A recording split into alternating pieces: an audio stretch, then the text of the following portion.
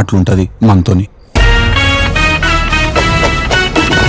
Siddhu Jonnalagadda DJ టిల్లుగా తన comedy timing మరియు రైటింగ్తో ప్రేక్షకుల హృదయాలలో ప్రత్యేక స్థానాన్ని సంపాదించుకున్నాడు. దాని సీక్వెల్ టిల్లు స్క్వేర్తో ముందుకు రావడానికి మేకర్స్ను అనుమతించాడు. రెండవ విడతకు మల్లిక్రామ్ దర్శకత్వం వహించగా అనుపమ పరమేశ్వరన్ కథానాయికగా నటించింది.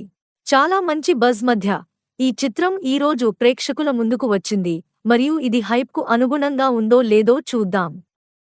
టిల్లు సిద్ధు జొన్నలగడ్డ ఈవెంట్ ఆర్గనైజర్ అవుతాడు. అతను కొంచెం మారలేదు మరియు తక్షణమే లిల్లీ అనుపమ పరమేశ్వరన్ తో ప్రేమలో పడతాడు. అతను ఆమెను చూసిన క్షణం నుండి లిల్లీని ఆకర్షించడం ప్రారంభించాడు మరియు మళ్ళీ అతను భారీ గందరగోళంలో పడతాడు. అందులో నుంచి టిల్లు ఎలా బయటికి వచ్చింది అనేది కథలో కీలకాంశం. ఓపెనింగ్ సీక్వెన్స్ నుండి సిద్ధు తన వన్లైనర్స్, బాడీ లాంగ్వేజ్ మరియు ఫన్నీ ఎక్స్ప్రెషన్స్తో మన దృష్టిని ఆకర్షిస్తాడు. సిద్ధు తన అద్భుతమైన కామెడీ టైమింగ్తో పార్క్ నుండి బయటకు వచ్చేశాడు.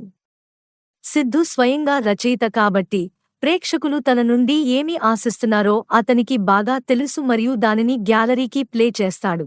సెకండ్ హాఫ్ నాన్ స్టాప్ ఎంటర్టైన్మెంట్తో సాలిడ్గా ఉంటుంది.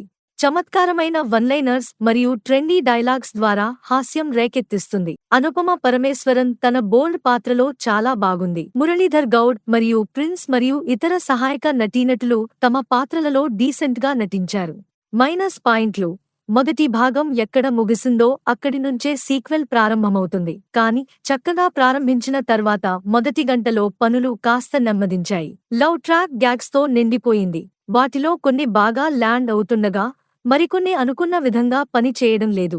దీంతో ఫస్ట్ హాఫ్లో కథనం కాస్త ల్యాగ్ అయింది. టిల్లు స్క్వేర్ లాంటి సినిమాలు కథాంశంపై కాకుండా క్యారెక్టరైజేషన్ మీద ఆధారపడి ఉంటాయి. బలమైన కథను ఆశించే వారికి కాస్త నిరాశ తప్పదు. కథ ఎక్కువ లేదా తక్కువ మొదటి భాగానికి సమానంగా ఉన్నందున కొన్ని సన్నివేశాలు మీకు దేజావు అనుభూతిని కలిగిస్తాయి.